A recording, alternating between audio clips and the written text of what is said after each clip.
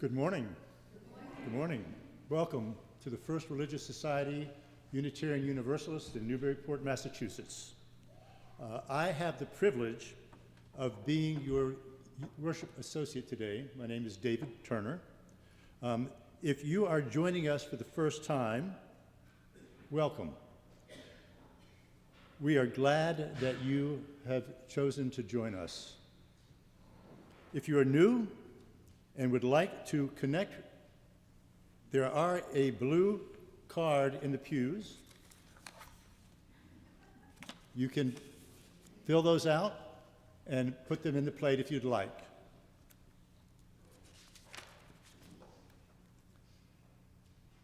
We come together at the FRS in person and online. We are committed to love, peace, and justice. Our mission and our invitation to all of us is, come as you are, journey together in love, act with courage, transform our world. If you are worshiping online and would like to access this morning's order of service, please check on the link just below the live stream. Those of you here, if you would like a large print order of service or a large hymnal, please ask an usher and they will be happy to help you. So I invite you to please take a moment to review your order of service. There are many activities happening this week, both in our church and in our community. I'd like to highlight three of those for you. First one is the candy collection. So we are collecting candy over the next few weeks for the annual Trick or Treat event. If you are able, donate. Please bring a bag and place it in the collection at the back of the sanctuary. Children will be very happy with your contribution. Second, Newburyport's fourth annual Indigenous Peoples Day event. Tomorrow, Monday, October 14th, from 10 a.m. to 5 p.m. at the Newburyport Waterfront Park. Say that 3 times, okay. This is a free, family-friendly celebration featuring traditional and contemporary Indigenous arts, music, and cultural diversity. Don't miss the unique opportunity to learn and celebrate together. And finally, a membership class with Reverend Laurel. This Wednesday, October 16th, from 6:30 to 8 p.m., is the first session of a 3-part membership class. In this first session, Reverend Laurel will help explore a very big question, often confusing. What is Unitarian Universalism? If you're new and want to know more, you can sign up through the link in the steeple, or you can email Reverend Laurel directly. So every Sunday, it is a blessing that we have the opportunity to gather together. So let us be present and embrace these moments. Welcome once again. It is good to be together. Thank you, David. As we enter this Indigenous Peoples Day service, we honor that we are standing on land traditionally occupied by the Cowasuk Band of the Pennacook and Abenaki people. Pennacook, also called Merrimack, means bottom of the hill. We acknowledge that these people were horrifically colonized, stripped of their lives and dignity, and robbed of the land that they so loved. We say that the spirit and therefore the heart of this land is your land, Cowasuk Band of the Pennacook and Abenaki people. And now I'll invite Mike Dorsey up to call the directions to start this service. Good morning, everyone. Good morning. Some of you might have sung this before. Well, it's really a yell more than a singing. I just wanted to maybe tell you where this song comes from, because I know the man that brought it down from the hill. Louder? Damn it. Can you hear me now? Yeah. So I know the guy that came down from the hill, the medicine man that came down with this song. A lot of people say that a song comes from the other side on the reservation, the Pine Ridge Reservation of the Lakota and Cree and Sioux. Sam came down with this song, and it comes from the other side. And a lot of people think when you talk to Native folks that when they say the other side, they mean the side that everybody goes after they've died. And that's not true. That's just one of the many, many worlds that come from the other side. And when Sam came down with this song, it's now very popular. You can hear it anywhere. I think John around him has it on an album. I think they call it the Four Direction Prayer or the Directions song. I was taught it was the Four Directions song, and you'll find out that there's 5 directions. So I just wondered if we found out that north is the corners of this building are the directions. So if we were on the reservation, and I would ask you to try and imagine these walls gone, and that you're standing out on a grass plain before a Sundance ceremony or something like that. And we call in the directions to help us. So first of all, thank you, Nick, and thank you, Reverend Laurel, for inviting me to do this. So if we could all stand up and in honor of those directions, turn to each one of them as I call them. And the words to the song are, Grandfather, or direction in the west, come and look at us. And we look to you to pray.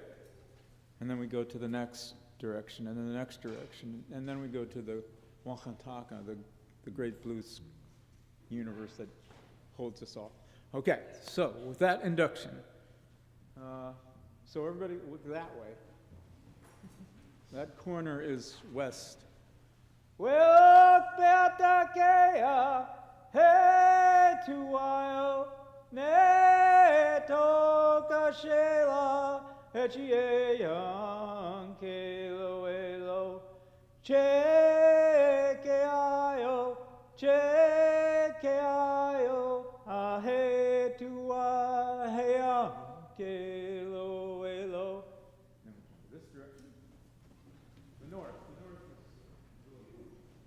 real strength.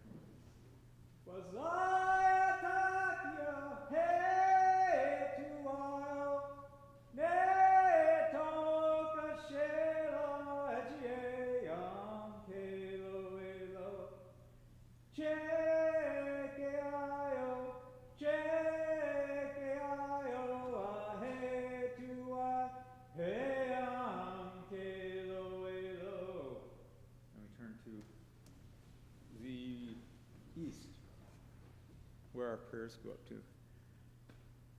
William Patakea, hey to Io, ne toka shela, echie yang kelo elo, che ke ayo, ahe to a he yang kelo elo. And we turn to Itogakakea, the south. Itogakakea, hey to Io, ne toka shela, echie yang kelo elo, che ke ayo, ahe to a heang kelo elo. And then we turn and we look up in the center of the universe where the blue sky comes down. Wakantakea, hey to Io, ne toka shela, echie yang kelo elo, che ke ayo, ahe to a heang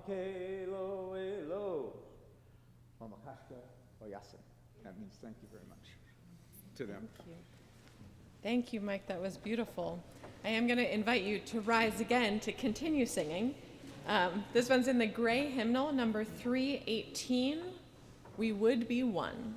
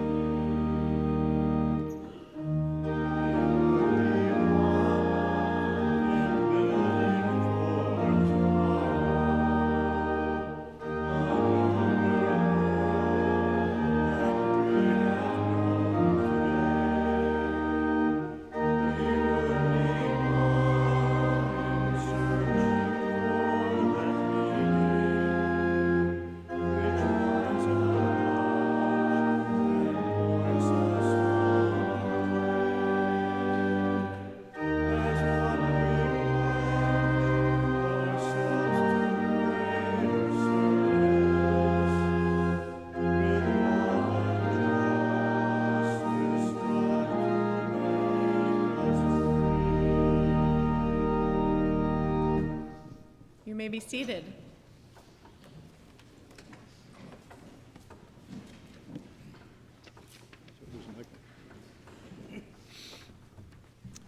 So please join us in saying our chalice lighting words as Mike lights the chalice. The words can be found in your order of service. We gather this hour as people of faith, with joys and sorrows, gifts and needs. We light this beacon of hope, sign of our quest for truth and meaning, in celebration of the life we share together.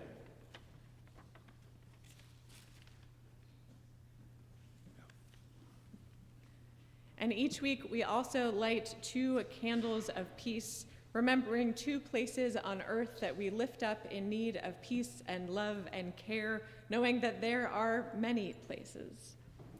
And in response, after each candle is lit, I invite you to respond by saying, peace, salam, shalom. Our first candle is lit for Florida and everyone who has been displaced and affected by the magnitude of Hurricane Milton this week. We remember especially those who do not have the means to evacuate and those who cannot find safety because they are imprisoned. To this, we respond, peace, salam, shalom. Our second candle is lit for all the indigenous people on the land that we call the United States. On this Indigenous Peoples' Day weekend, may we remember that this land was not discovered, that it was already inhabited. May we honor the legacies of violence in this country by working for justice however we can. To this we respond, peace, salam, shalom. And I invite you to rise in body or in spirit for our affirmation of faith, followed by the doxology. These words, too, are in your order of service. Love is the doctrine of this church. The quest of truth is its sacrament, and service is its prayer. To dwell together in peace, to seek knowledge in freedom, to serve humankind in fellowship, to the end that all souls shall grow into harmony with the divine. Thus do we covenant with each other and with God.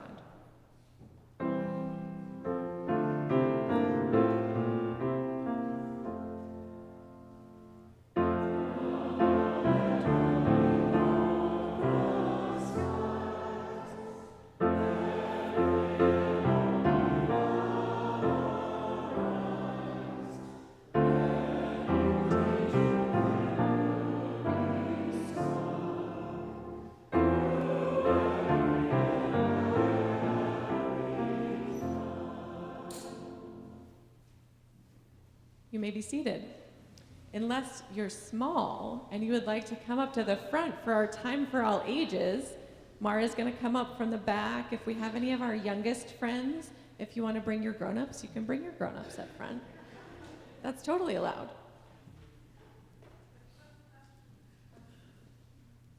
Mara's coming. Hello, hello, welcome.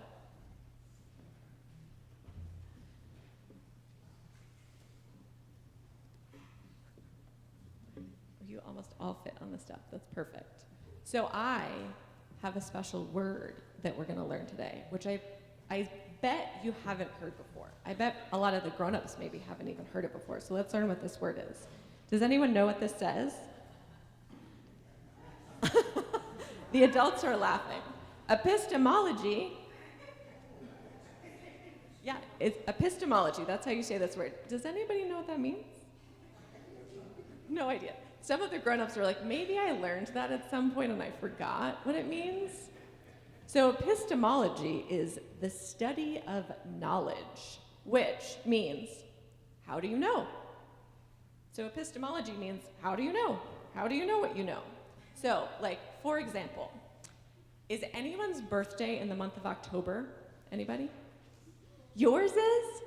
How do you know it's your birthday in October? It's October 1st, it already happened. Happy birthday. How do you know? I know, it's a hard question, right? Maybe did your mom tell you? Maybe your mom was there when it happened, right? Reliable sources of information, right? Does anybody have a favorite food? Yeah, what's your favorite food? Sushi. How do you know? Because you love it, so you have like a good feeling in your body, right? It like makes you happy. Does anyone have a food that they hate? You hate sushi? Oh, you love sushi. Okay, great. Do you have a food that you hate? Peppers. How do you know? Yeah, because they were waiting, because you tried it and you were like, this is not for me. Dislike, no. Yeah. Chili peppers. Yeah, so spice is a no-go. Sushi is, we're fans up here, but spice, no-go. None of our teenagers came up. I was going to ask them if everything you see on TikTok is true. How do you know? Yeah, so how do you decide what is reliable? Yeah, so where it comes from, like, are they trustworthy? Have they told the truth in the past, right? Like, have you ever known someone who, like, really tells you a lot of lies, and then you're like, I don't know. I don't know if I can trust that person, right? Yes, yeah, I'm getting some eyes up here. Yes, yeah. So, if you go back to school tomorrow, or on Tuesday, and use this word, your teachers are going to be confused, because they will be so impressed that you know what the word epistemology means, which means... So we're going to keep talking about this today because this is a really important question and it relates really closely to justice. Because what we'll talk about is sometimes certain people are believed more than other types of people. Does that ring true to anybody? That some people you just assume that they're because they're a certain type of person, maybe it's because they're a grown-up, like they're totally telling the truth. Which, but then other people maybe get dismissed sometimes when they should be believed. So this is a really important conversation that we're going to have. You're going to talk about this a little bit more downstairs, talking about Indigenous Peoples Day. But first, we will sing to you as you process downstairs. So thanks for coming up and learning this word with me. Epistemology. How do you know?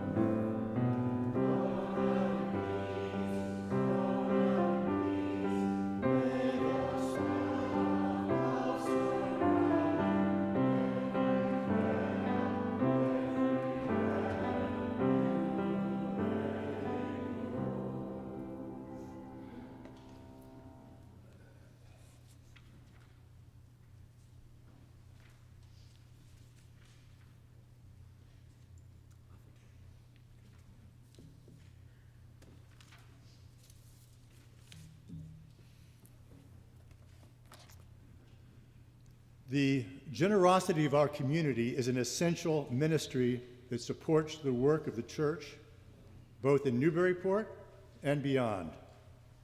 Each week, 50% of Sunday offering not designated as a pledge goes to the local community partner engaged in important efforts to transform our region. Our community partner this month is the Greater Newburyport Elder Pet Fund, which, serving both all Newburyport, West Newbury, Amesbury, Salisbury, and Rowley. This fund works closely with local councils on aging to identify elders in need and providing pet food and financial assistance. Imagine the heartbreak of having to give up a pet, a best friend, simply because you can't afford food or veterinary care. That's something that no one should have to face.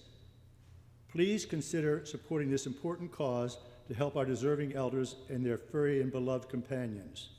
Every dollar donated goes directly to helping our senior neighbors and their beloved pets. To give online, please use the link in your order of service or below the live stream. You can also make a contribution by text, and of course you can always mail a check to the church as well. Thank you. The offering will now be gratefully received.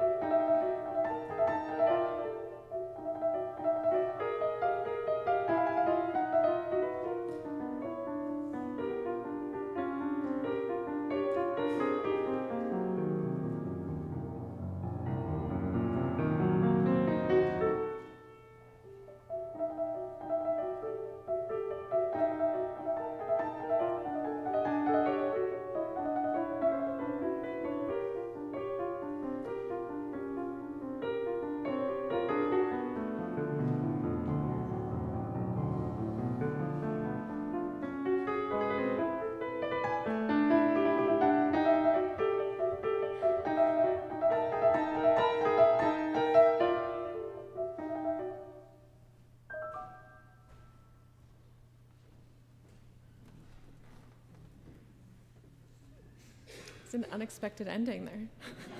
Thanks, Nick. Each week, we lift up the joys and sorrows of our beloved faith community, and Betsy Hazen today, our pastoral care associate, will light the candles as I read what has been shared in advance of today's service. As always, if you have a joy or sorrow that you would like shared, you can email it to betweenus@frsuu.org, or you can write it in the book that's located in the vestibule. And first, I'm remembering this time, Nick is going to sing Sanctuary once through, and then we'll do the candles. So.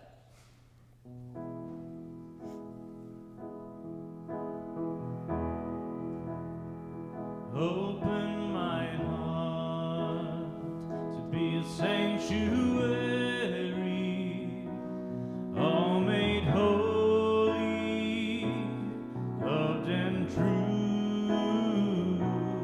With thanksgiving, I'll be a living sanctuary.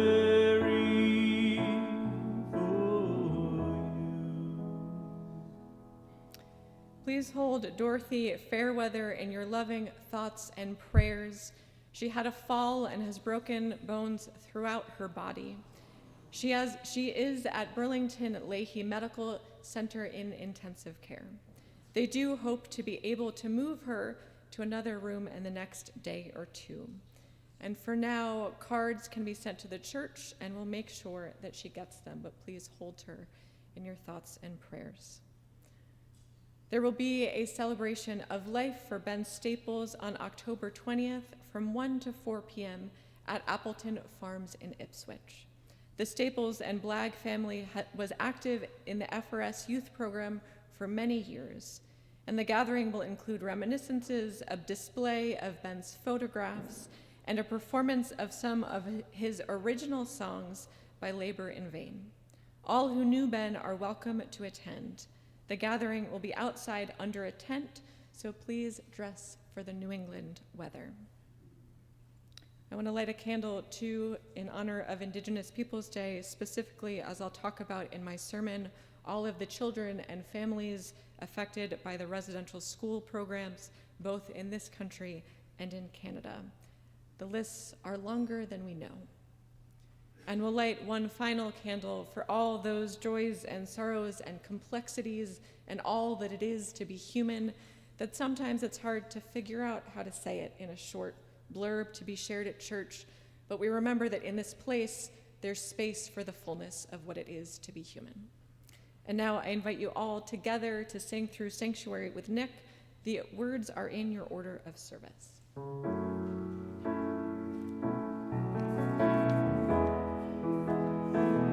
Open my heart to be a sanctuary, all made holy, loved and true. With thanksgiving, I'll be a living sanctuary for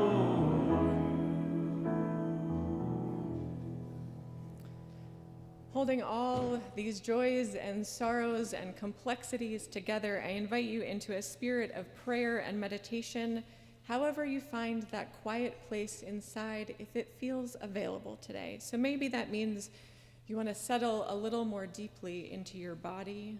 Maybe feeling your feet on the ground helps you feel rooted. Maybe you need to let out an exhale or relax your shoulders a little bit. However you find that quiet place, I invite you to seek it out. If you'd like to, you can close your eyes. This was written by the Reverend Susan Manker Seal.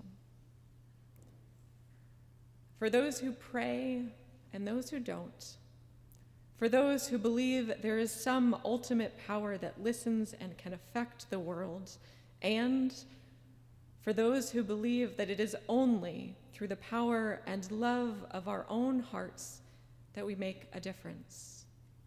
We pray to ourselves, to each other, to God, Goddess, Spirit, the great mystery of the universe that is beyond our understanding as well as our naming. Within each of our hearts is a yearning for something better for ourselves, for each other, for the world. That is our prayer. Beyond the personal prayers of our hearts, we share the collective prayer of humanity, prayers for love and justice, mercy and solace, respect, compassion, and peace. Universal prayers manifest in the values we cherish. Prayer is the seed, the guide, the vision, the direction, but our hands must work to build a better world, and our feet must walk the paths that lead to a universal, loving, respectful human community. So let us pray, and then let us begin the work once again. Amen.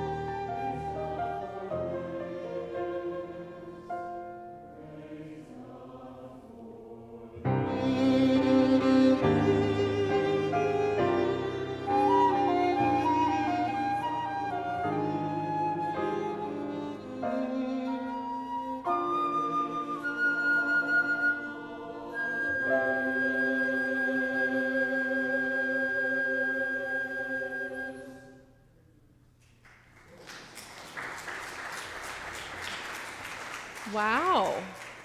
That was amazing. Thank you all, and all of our instrumentalists too. That was quite a piece. Thank you for blessing us with your music this morning. Our reading this morning is a poem called Wrung from the Inside Out by Andre Strong Bearheart Gaines, who is part of a Nipmunk-led organization called No Loose Braids. And if you look at the front of your order of service, he's the person in the middle of the photo. This photo is from a Nipmunk traditional home site that he and others from No Loose Braids built last year in Worcester. And in the interest of hearing the story of an Indigenous person from them and not from a white woman, because that would be kind of weird today, we're going to listen to audio of him speaking this poem. The audio is not great, but I still think it's better to do it this way. So we're going to play this. It's about, yes, you're just in favor of this plan. It's about 4 minutes, so settle in, sort of let yourself be in it, and then we'll do some preaching. Thank you, Nick, for figuring out how to do this.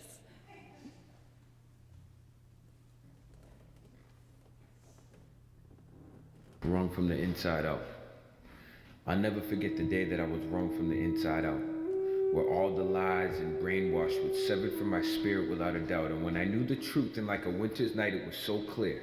It was so impactful, like the first time I got to hear my daughter's voice. And yeah, it was like a bear. She sat up and stared. I swear I could hear lightning rip and tear. And then I felt them spirits come near, which flipped my flesh to fear until I felt that positive energy drew near. And that's when I put my ear to her chest to hear that heart pump. And that's when I teared. All the earth's mysteries are revealed within that heartbeat is that algorithm, the vibration, that Mother Earth's womb, the creation, the woman's life and their purposeful destination, perfectly in sync with Akuma, yeah, the grandmother's gravitation. 28 days until they flow that river of life. 13 new moons for ceremony, the turtle's back showed us that that's right. And to recharge between so that full moon will ignite despite all the fights. It's truths like these that will wash away colonial lies, like the Sundance tree standing tall while its prayer flag flies. The greatest offerings being placed at the foot of the trunk. Not some usher asking for cash dressed in a suit like a chump. I'm talking about the sound of every time a warrior snaps off that rope. The real sacrifice in which colonists consider a joke. When you're faced with your fears, your hunger, your weakness, and you're left with nothing but hope, you leave your flesh, continue your dance as you finish that test. I switch thoughts and feel that depth in my chest, these torn arteries, flowing memories, vascular ruptures, spirit heart punctures. This type of pain is like ripping teeth out slowly in the same way in how people say they know me, but they never really mirror my vast ocean. Most are too wrapped up in that rat race or a commotion, too full of themselves and seeking a promotion. They choose not to acknowledge their internal erosion. Sick and twisted, they'll stay that way until the implosion. But what else is new, right? This is the way it is now, and most just give up that fight. But not me. I refuse to take that knee. The only way I bow and humble is when I say to all my relations and crawl into that huddle. From that eastern door, I crawl back into mother's womb. I pray and listen to my ancestors with that hot steam I consume, and all toxins rid from my being. And as it seems, I switch from reality to dream, from dream to vision, from vision to listen. I start hearing my mission, forever thankful for my ancestors' resilience to make it through those rough snows, those bloody battles, those frozen waters and broken paddles. That same resilience pumps fire through my veins, giving me the strength to balance on this rocky terrain. The knowledge to speak to these young ones as they're conflicted with pain, this generational confusion. Them going to school, teachers teaching lies like it's amusing. This pain is like an aneurysm or a contusion. It's time for hard truths, no more lies in these institutions. But until that day, we'll be smudging everything without a doubt. And I dare you to look at me in my eye and ask me why I feel wrong from the inside out.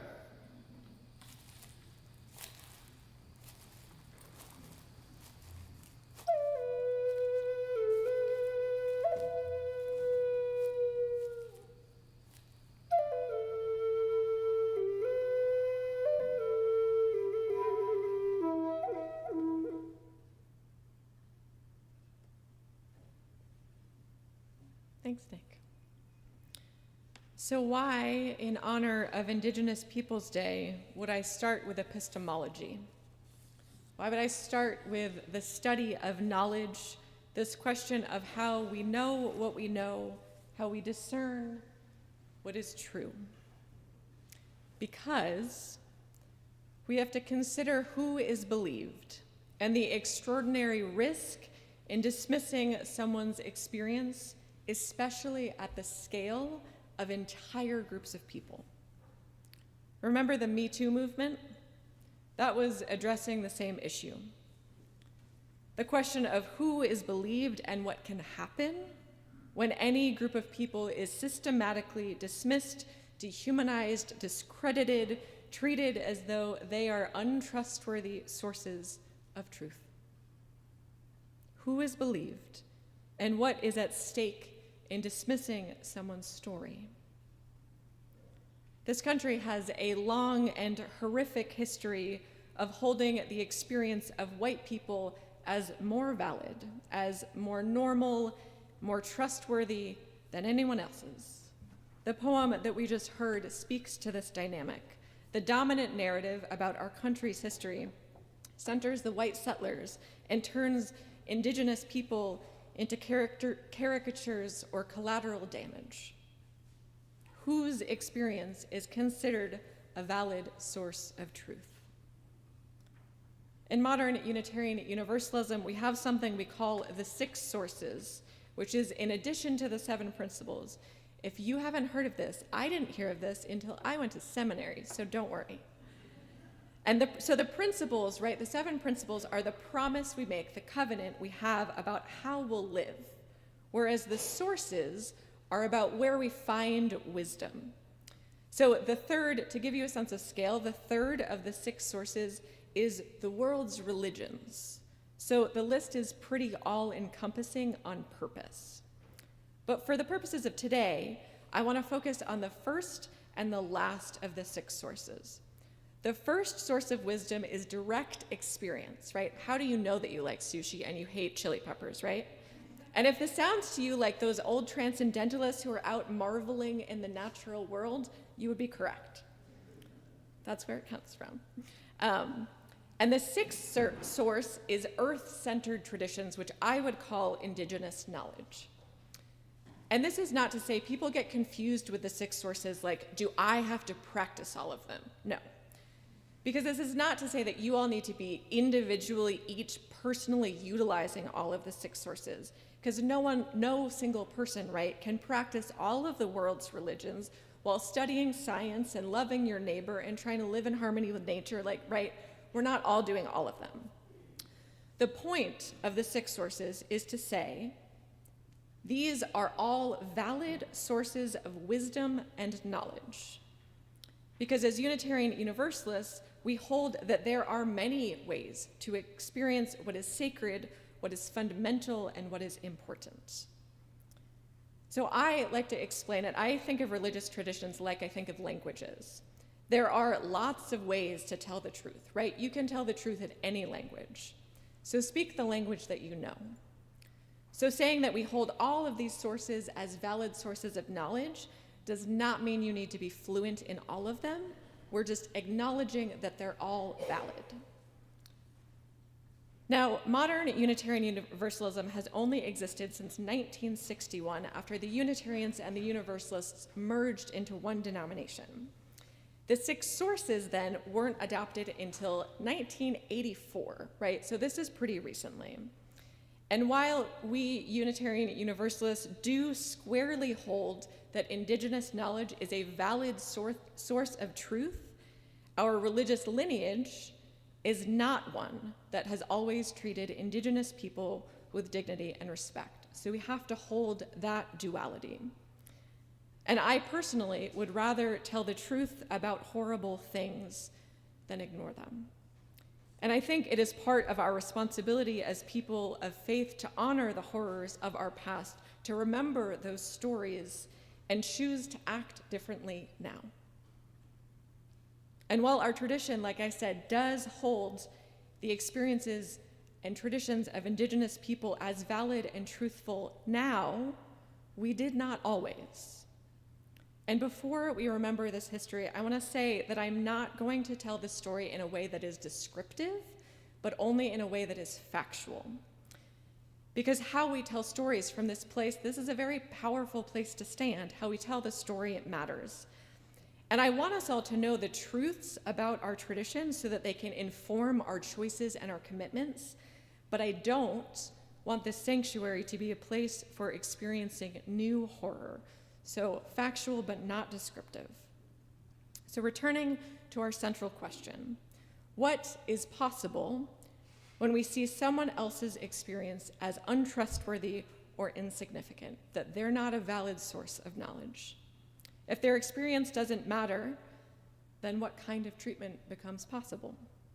This is the danger of dehumanization, of believing a person or group is subhuman, lacking humanity or that spark of divinity. And we know that Indigenous people were and sometimes are still seen as subhuman in this nation. That's why we have this holiday tomorrow, right?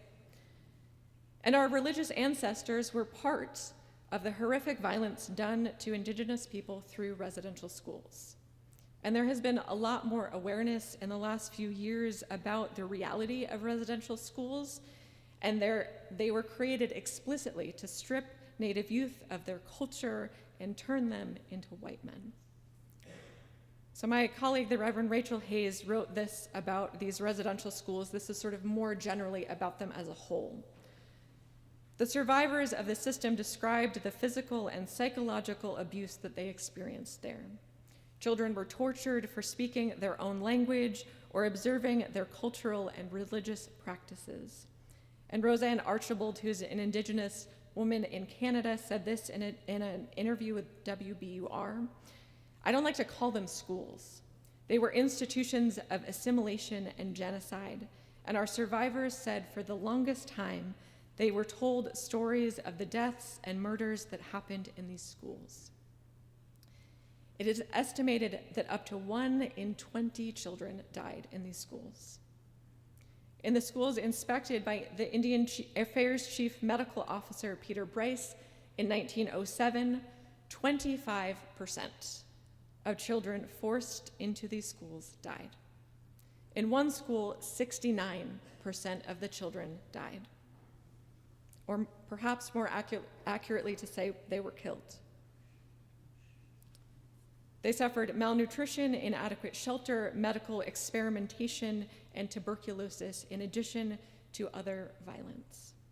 And when they were ill, they were removed without parental knowledge to segregated Indian hospitals, which were underfunded and had abysmal survival rates.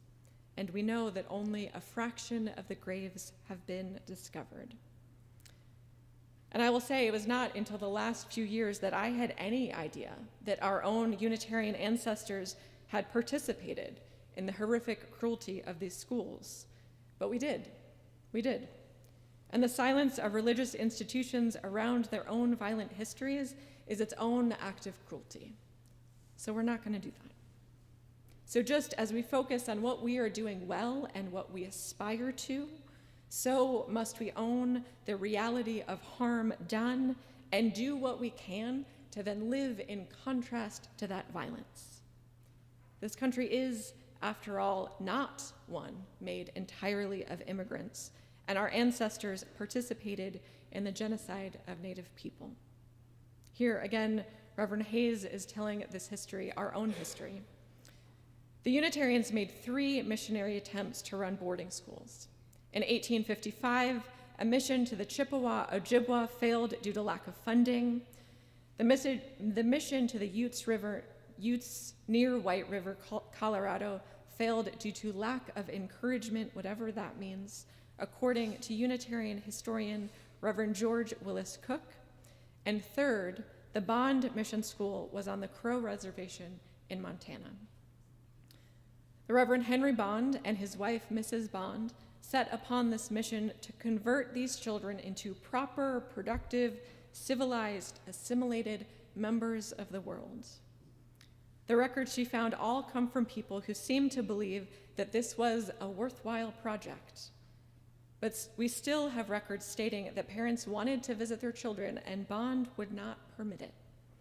Bond and his wife ran the mission from 1886 to 1895, when it was taken over by the federal government. So that's our own legacy. And unsurprisingly, all the records I found in my research this week are written entirely from Bond's perspective. And his words are frankly chilling. And I'm not going to recreate them by reading them to you. It's as if the genocidal project was to him a joyful calling. These are the horrors that become possible when we view a group of people as subhuman. Even to this day, finding any accounts told by the children in these quote-unquote schools or their families are nearly impossible to find. I took a class on religion and ecology in grad school, and we had a guest speaker come in named Tiyakasan Ghost Horse. And he shared his own experience of growing up as a Native person in this country where his culture was treated as a threat. And he shared that before the Freedom of Religion Act that was signed into law into 1978, so within our lifetimes, right, they weren't even allowed to speak their own language. And they weren't allowed to walk in groups of more than three people, because then it was considered a riot. It is a particular trick of white supremacy to see people gathering and speaking their own language and call that an act of violence. It also points to the power of storytelling and listening, precisely because it works to validate and honor the experiences of persecuted people as true and as important. The stories of these children who were kept and killed in these schools matter. They are true and they are trustworthy. And even if we don't have records of their words, we know that their experience was real and it was horrific, and that it is part of our religious legacy. And so by honoring these stories as sacred sources of truth, we honor the humanity of the people who lived these experiences. So I offer you this, especially those of us who are white. Notice who you automatically believe and who you're inclined to question. Notice how groups of people are treated in public discourse and the media. Whose experience is seen as truthful and whose is not? And which one even matters, right? This is the work of the eighth principle that FRS formally adopted to work against systems of white supremacy that treat some people as more human than others. And we can hold the fullness of this truth together, honoring the horrors of the past, while recommitting to treat the experiences of marginalized people as sacred sources of truth today. I want to end with words from Mike Adams, who is a Lilwat Indian and member of the Unitarian Church of Los Alamos, California. For the generations who survived being hunted, who endured the theft and destruction of our people's lands, and who persevered through the theft and indoctrination of our children, we are grateful that you survived, and for the resilience that you have passed on to us. Because you did these things, we are still here. For the activists who stood against corruption and who forced a spotlight onto our people's mistreatment, we are grateful for your commitment. Because of it, we are still here. For the people who never consented to the sacrifices that were forced from you, we remember you. We mourn your suffering and loss. We honor you as best we can. We do this because we are still here. For the future generations, we ask that you remember. We look to you to keep our people's future alive after we're gone. We ask you to find strength in your ancestors and use the resilience of your people to create your future and that of your children. We ask to ensure that when we are gone through you, we are still here. Amen, and blessed be. And I invite you, let's take a collective inhale and exhale, because that's a pretty hard thing to hold, right?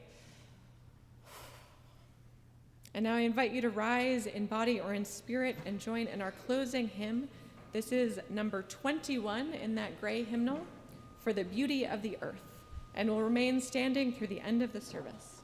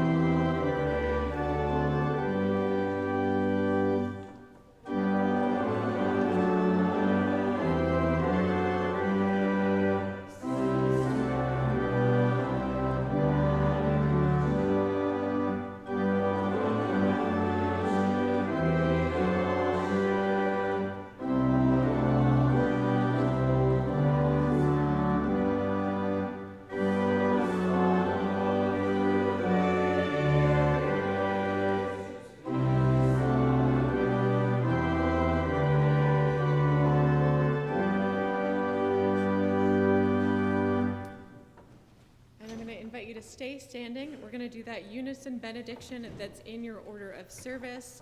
And I want you to really think about it today. Try and think about living this, holding it in your body. I know we say it every week, and sometimes we don't quite think about what the words are, but try to hold it dear today. May the love which overcomes all differences, which heals all wounds, which puts to flight all fears, which reconciles all who are separated, be in us and among us, now and always. And I'll ask David to extinguish our chalice. I hope to see those of you who can be there tomorrow at our Indigenous Peoples Day event.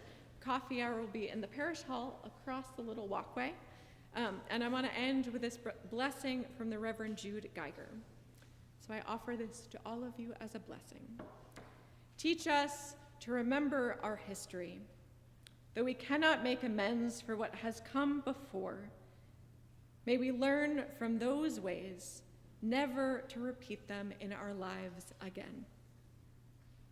May we develop new ways of relating to neighbor and stranger without violence or coercion, deceit, or greed. Help us to find a sense of humility where we have privilege and strength where we face oppression. In our struggles, may we have compassion, and in our power, may we learn temperance. As a community of faith, may we be a safe harbor in a world that is often harsh towards difference. Challenge us to use our presence as a healing force for justice and equity always. Go in peace, my friends, and return again in great joy. We'll have a little more music and then coffee. You may be seated. Coffee hour will be next door. Coffee hour is in the parish hall next door. Please join us.